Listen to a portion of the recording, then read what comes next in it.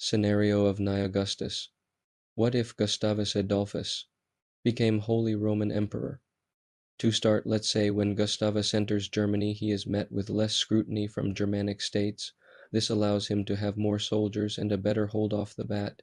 He had 20,000 soldiers when he was hoping for 75,000 to 100,000, largely from German reinforcements, but didn't get them, even if he didn't have that amount, let's say 20,000 more, he can do a lot more. He could try and relieve the siege of Magdeburg, but I don't want to have a chance like that as we can't guarantee he wins that battle.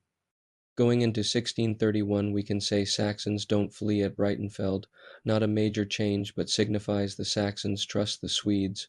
If they're closer, people won't view Saxony as the weak link in Sweden's chain. Also, we can say Sweden imposes lighter taxes on the German cities, making them more willing to turn over to them. After this, during the siege of Altefest, General Wallenstein gets sick and dies.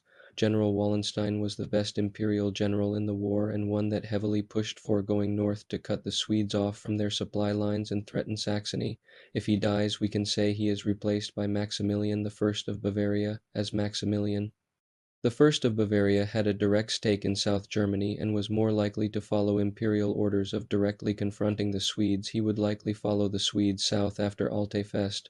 If Sweden and Saxony are also closer as established before, trying to convince Saxony to surrender separately would not be a valid strategy.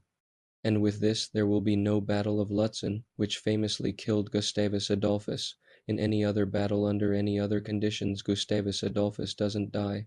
With this, the Swedes have the advantage of being able to choose the battlefield, so he would be able to use his cavalry effectively, unlike at Lutzen, and his men wouldn't be tired after the massive march Gustavus had to do to reach Saxony in time.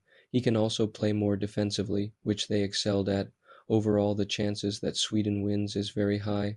Also, we can add France joining the war against the Habsburgs.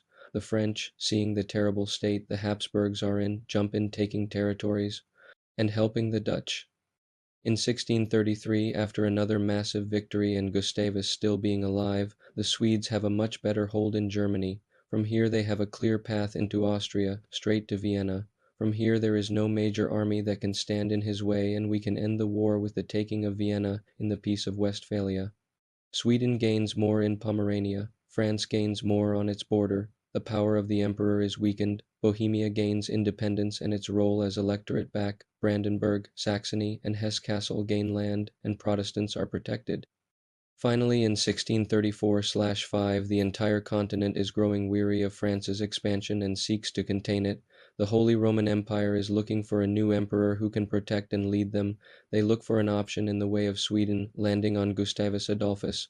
This is pushed heavily by Saxony, Brandenburg, and Bohemia, with Palatinate following. Gustavus Adolphus becomes Holy Roman Emperor.